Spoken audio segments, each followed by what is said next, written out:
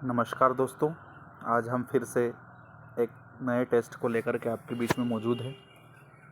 भारत के भूगोल को लेकर के आज हम आकार आईएएस के टेस्ट सीरीज को डिस्कस कर रहे हैं। सबसे पहला प्रश्न आपके सामने, भारत का सुदूर दक्षिणतम बिंदु स्थित है। तो भारत का जो सबसे दक्षिणतम बिंदु है वो कहाँ पर स्थित है?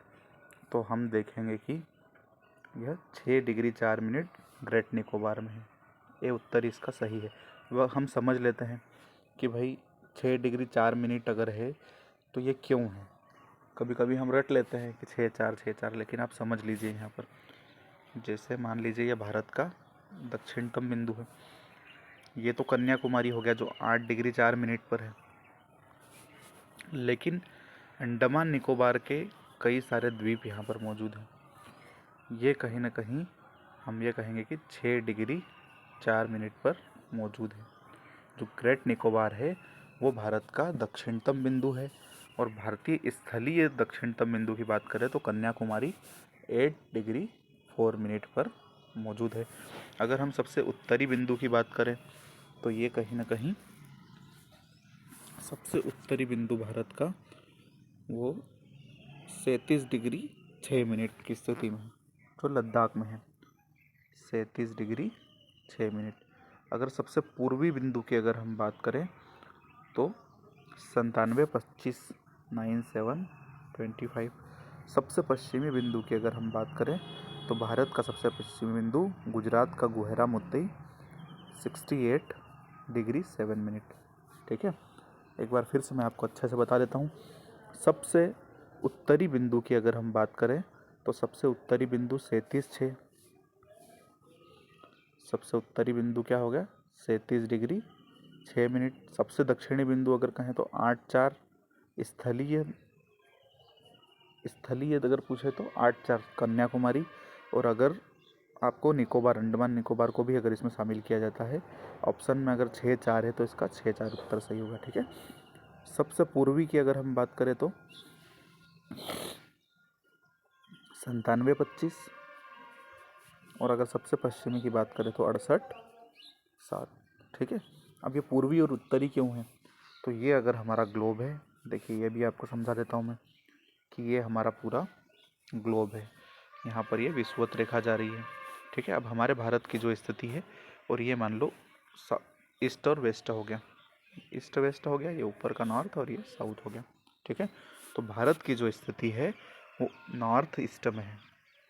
भारत जो कंट्री है वो यहाँ पर स्थित है। वैश्विक स्तर पर आप देखेंगे, विश्व के मैप पर देखेंगे तो भारत आपको उत्तर और पूर्वी बिंदु पर दिखेगा। ठीक है। इसलिए हम उत्तरी और पूर्वी देशांतरों की और अक्षांशों की बात करते हैं। ठीक है, आगे बात समझिए। दूसरा प्रश्न, निम्नलिखित में से सत्य कथन चुनिए। तो भारत की कुल सीमा जलीय और स्थलीय मिलाकर 22,726 है। इसको हम बाद में देखेंगे। भारत की कुल तटीय सीमा 6100 है, तो ये गलत है, क्योंकि भारत की अगर हम तटीय सीमा की बात करें तो 7516 है। ठीक है, 7516। ये आपको याद रखना है, बार बार पढ़ पढ़ के आपको इसको याद करना पड़ेगा। ठीक है। भारत की कुल स्थलीय सीमा 15200 है, ये बात सही है। तो जलीय सीमा 7516 और स्थलीय सीमा 15200, तो ये टोटल कितनी हो गई? ये टोटल हो गई 22,716। ठीक है। तो आपका ऑप्शन ए में यही था कि कुल जलीय और स्थलीय जो है वो 22,716 है, तो ए भी सही है और 3 भी सही है। भारत की मुख्य भूमि सहित तटीय सीमा 7,156 है। तो क्या बात ये सही है कि भारत की मुख्य भूमि सहित जो तटीय सीमा है वो 7,156 है? तो ये भी गलत है। तो 1 और 3 इसका सही उत्तर होगा, सी। ठीक है। प्रश्न क्रमांक 3, कर्क रेखा निम्नलिखित में से किन राज्यों के समूह से गुजरती है? तो कर्क रेखा के बारे में मैंने आपको ट्रिक बताई थी कि भारत में गुमरा, झा, पमित्री। ठीक है। तो गुजरात सही, राजस्थान सही, लेकिन मणिपुर गलत। यहाँ पे मणिपुर नहीं होगा। मध्य प्रदेश, छत्तीसगढ़ और मेघालय गलत हो गया यहाँ पे। ठीक है। झारखंड, मिजोरम और त्रिपुरा ये सही है। और त्रिपुरा, मणिपुर और मिजोरम ये भी गलत है क्योंकि मणिपुर नहीं आएगा।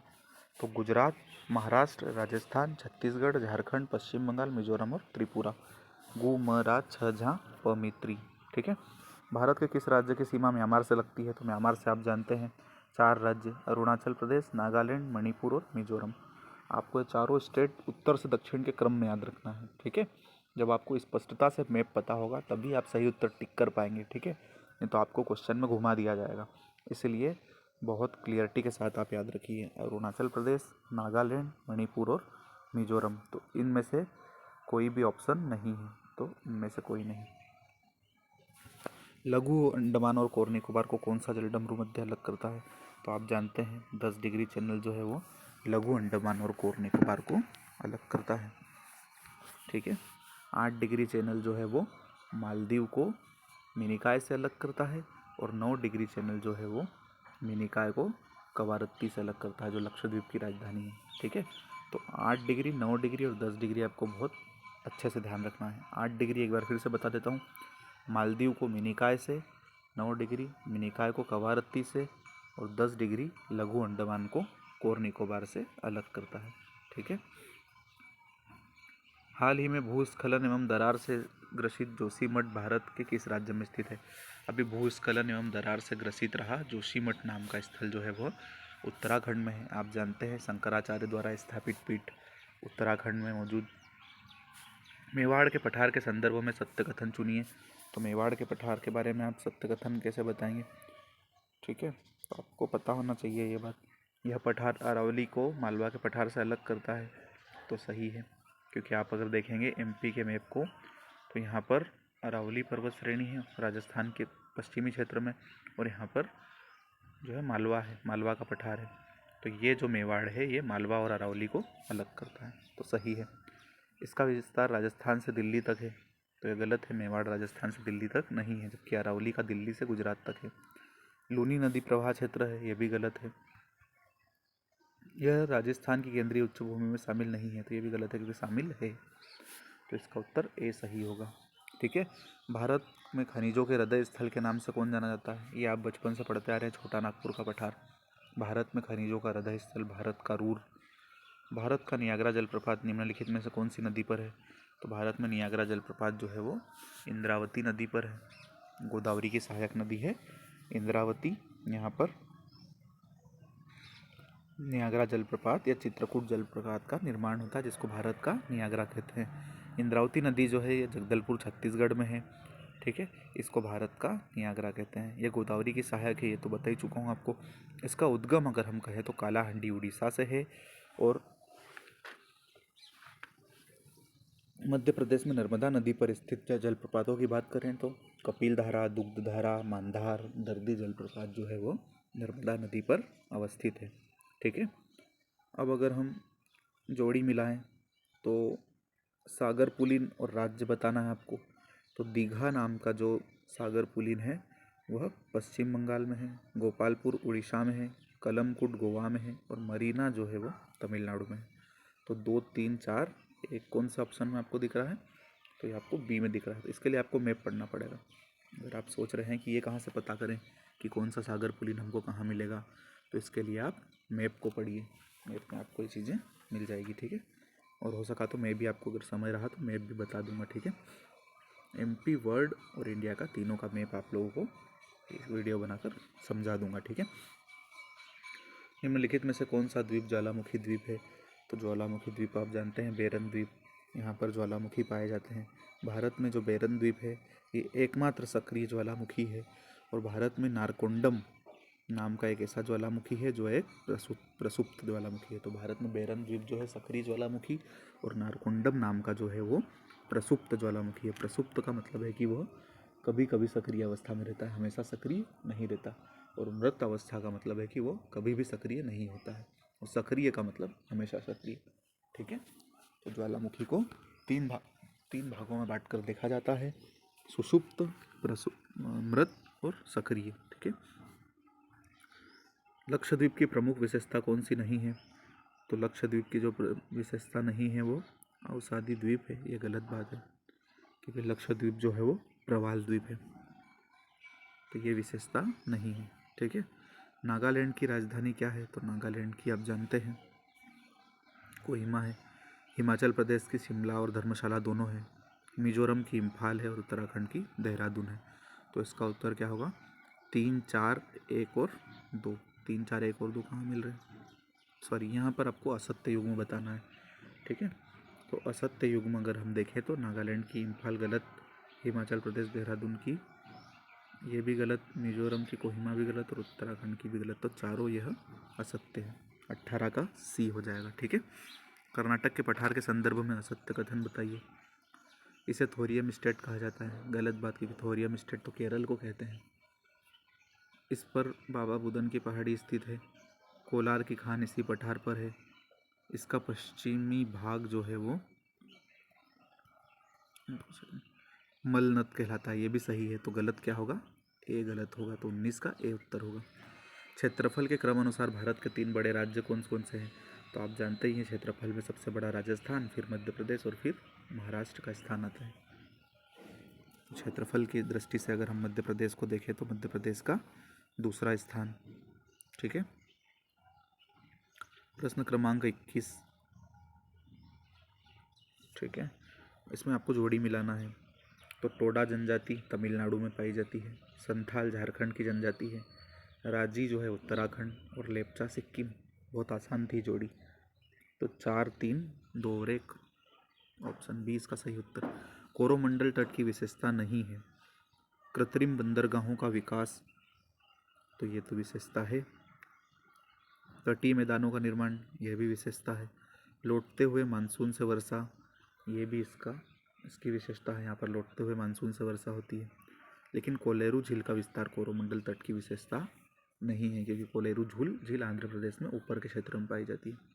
तो आपका जो दक्षिणतम क्षेत्र है इसको कोरोमंडल तट कहते हैं। बंगाल की खाड़ी की तरफ जो मौजूद है कोरोमंडल तट है।